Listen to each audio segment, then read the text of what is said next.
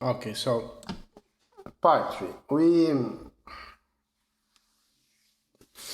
Part 3. We work on motivation as well. I actually spent 2 hours talking about motivation theories. Motivation. That's it. And the important things to talk about motivation is to understand that the motivation can be that there are different dimensions actually. There are different dimensions to motivation. Okay. Two important dimensions. I think I'm going to cover only these two. I will see. I'll keep this one short. Two important dimensions of motivations are uh, intrinsic. Have the intrinsic motivation and extrinsic motivation. Okay. So there are more dimensions, but we are going to start with these two. Extrinsic motivation, when you're motivated to do something because we are going to get something else. Motivation. Okay. I do the thing because I want X out of it. Yes, I'm happy with it. Okay, roughly. Okay, I want to compete because I want to get the medal, for instance. So you're motivated to compete because you want this medal. An intrinsic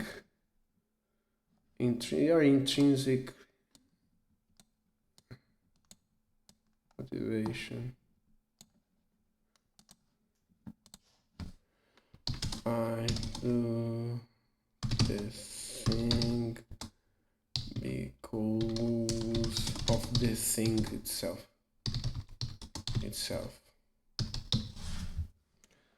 And I do the thing because of the thing itself.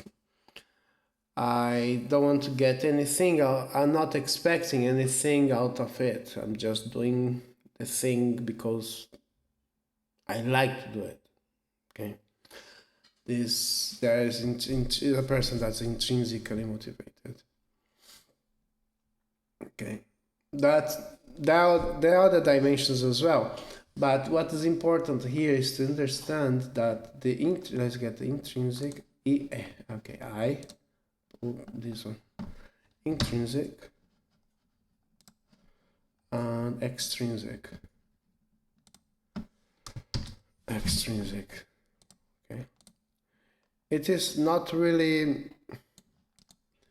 It's not black and white. I'm extrinsic motivated. I'm intrinsic motivated. It doesn't work like this. It is a continuum from being intrinsic to extrinsic motivated.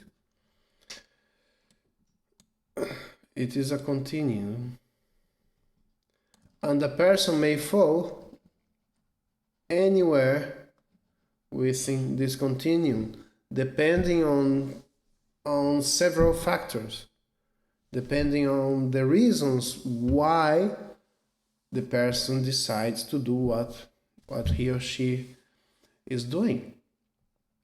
And we may fall here being more extrinsic motivated. Okay. Or right here in the middle. Okay, you have intrinsic reasons to do what you're doing, but you have also extrinsic reasons. What happens here before and you want to get the person motivated. Okay, the earlier theories of motivation. The person has to be motivated. So then you have the, let's say, the carrot and stick. Okay, you have punishments. You're talking about behaviorism, for instance. You have rewards and punishments in order to direct behavior. Okay, I'm gonna cover it later. Okay, just I'm gonna cover this in the next one. But let's go back here. So you're intrinsic, extrinsic, motivated. There is a continuum. You may fall anywhere within the continuous, and here you have other dimensions. Right here you have other dimensions that they are affecting the reasons you are motivated to do what you want to do. So there are different dimensions here. What is important for us is to understand that there are different qualities of motivation in terms of long-term commitment. And not only long-term commitment to do something, but in terms of mental well-being,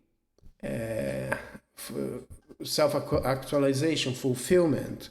It is better to be more intrinsically motivated to do the thing because of the thing itself than to be extrinsic motivated to do the things because of any type of reward.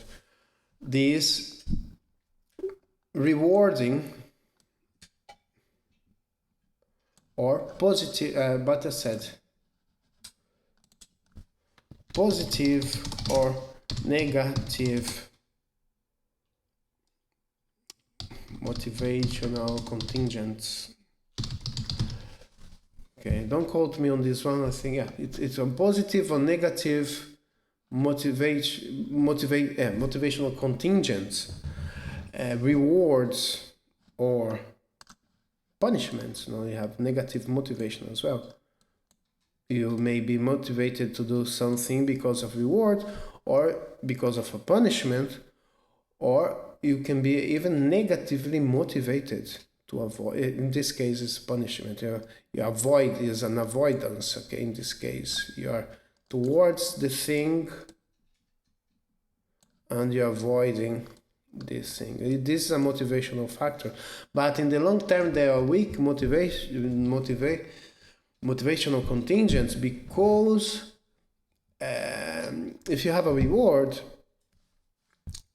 if you are doing the thing because of an external factor, because of a reward, even though when we start your journey you have a high level of intrinsic motivation for doing jiu-jitsu, but then you are offered a reward. Let's see if I have a star here. Let's put a star somewhere. And then you're giving a reward each time you're doing jiu-jitsu. The locus of attention, the focus of the motivation, it might be transferred from the thing itself over time to the reward. You see? After some time, what happened that you start here, very intrinsically motivated, you want to do the thing because just to have fun, but then you realize, okay, every time I do this, I am giving whatever. No. I'm giving a reward. And you go back to this towards extrinsic motivation. You may end up here. The factor, okay, now you end up doing what you like, not because the thing you like, but because of an external factor, because of reward. What happened here, yes, you can keep the person motivated for some time, but at some point the perceive the reward. The reward starts that big here. Look, this is a perceived intrinsic value that you give to this reward. How much it's worth for you. And okay, it's a lot. I'll be very nice. I got it. And then you start your focus of motivation goes towards the reward itself. And as you progress, the perceived intrinsic value of this reward, it's not related to the monetary value. It is different. Even something that has a relative high monetary value, when you get exposed to this reward over time, the intrinsic perceived value of this relatively high monetary value, it decreases because you got it. It's like getting a prize. Every time you do something, you get a prize. Oh, you got the same prize. It's it looks so. You lose interest in this. You lose interest, and then what happened here? Going back to this, continue. Your intrinsic motivation was big here in the beginning. Over time, you're doing. Here's intrinsic, very little here. You're doing the thing because of the reward, mostly because of reward, but now you lose interest. And then the argument, okay, let's increase the reward, but it's not very.